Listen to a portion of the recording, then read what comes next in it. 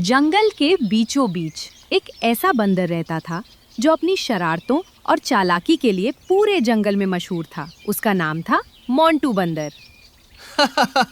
अरे भाई, इस जंगल में अगर कोई सबसे ज्यादा समझदार, चालाक और मजेदार है तो वो मैं हूँ, मोंटू बंदर। बाकी सारे जानवर तो बस मेरे सामने ऐसे लगते हैं जैसे बच्चे।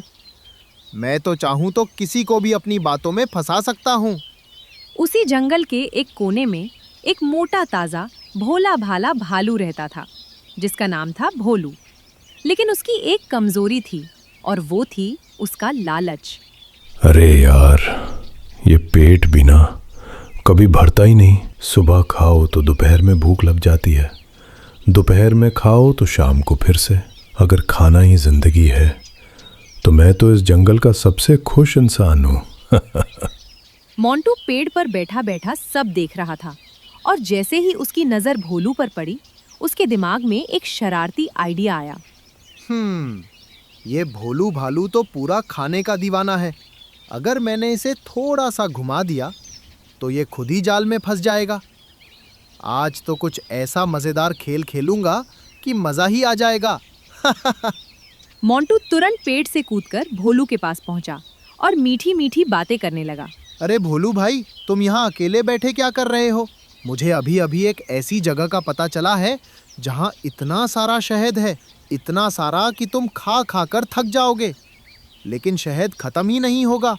क्या बात कर रहे हो मोंटू? सच में इतना सारा शहद? अरे मेरा तो नाम सुनते ही दिल खुश हो गया। तुम बस मुझे जल्दी से वहां ले चलो, मैं तो अभी के अभी चलने को तैयार हूँ। मोंटू ने मुस्कुराते हुए अपनी चालाकी दिखानी शुरू की। अरे भोलू भाई, इतनी जल्दी भी क्या है?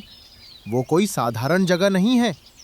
वहां पहुंचने के लिए तुम्हें थोड़ा साहस दिखाना पड़ेगा, और सबसे जरूरी बात, तुम्हें मेरी हर बात माननी होगी, तभी खजाना मिलेगा। अरे भाई, तुम तो ऐसे बोल रहे हो जैसे कोई फिल्म चल रही हो। लेकिन कोई बात नहीं, अगर अंत में शहद मिल रहा है तो मैं कोई भी मेहनत करने के लिए तैयार हूँ। अब मोंटू ने अपना असली खेल शुरू किया।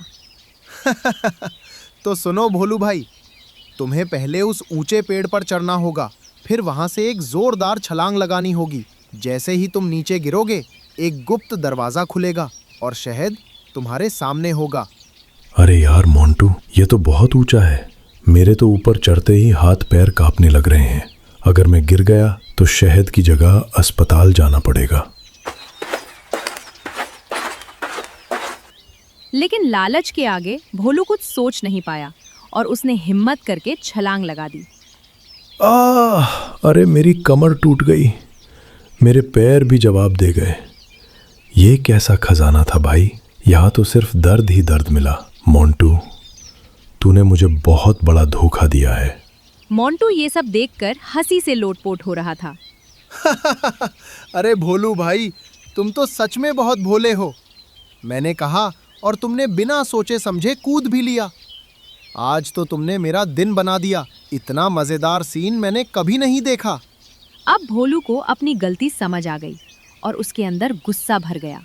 बस मोंटू, अब बहुत हो गया। तूने मेरे साथ मजाक नहीं बल्कि धोखा किया है। अब मैं तुझे ऐसा सबक सिखाऊंगा कि तू जिंदगी भर याद रखेगा। भोलू ने गुस्से को छुपाया और चालाकी से बदला लेने का प्लान बनाया। मोंटू भाई, मैं गुस्से में था, मुझे माफ कर दो। असल में मुझे भी एक जगह पता है जहां बहुत मीठे फल लगे हैं। अगर तुम चाहो तो मैं तुम्हें वहां ले जा सकता हूँ। कहीं ये भी मुझे बेवकूफ तो नहीं बना रहा? लेकिन अगर सच में फल मिले तो मजा आ जाएगा। चलो देखते हैं। मोंटू पेड़ पर चढ़ गया और नीचे भोलू मुस्कुरा रहा था। अब नीचे उतर के दिखाओ मोंटू, मैंने नीचे कांटे फैला दिए हैं। अगर कूदोगे तो सीधे चुभ जाएंगे। अरे ये क्या किया तुमने? मैं तो फंस गया। अब मैं नीचे कैसे आऊं? भोलू भाई, ये तो गलत बात है। अब मोंटू को अपनी गलती का एहसास हुआ। भोलू भाई, मुझे माफ कर दो। मैंने तुम्हारे साथ बहुत गलत किया। मैंने तुम्हारा मजाक उड़ाया और तुम्हें चोट पहुंचाई। अब मुझे समझ आ गया कि दूसरों को परेशान करके खुशी नहीं मिलती। देख मोंटू, जिंदगी में मजाक करना ठीक है, लेकिन किसी को धोखा देना और उसे दुख देना बिल्कुल गलत है। अगर तुम सच में बदल जाओ तो मैं तुम्हें माफ कर सकता हूँ। धन्यवाद भोलू भाई, अब से मैं कभी किसी के साथ ऐसा नहीं करूँगा। हम दोनों अच्छे दोस्त बनकर रहेंगे और साथ में मस्ती करेंगे। और इस तरह चालाकी और लालच दोनों को अपनी गलती का एहसास हुआ।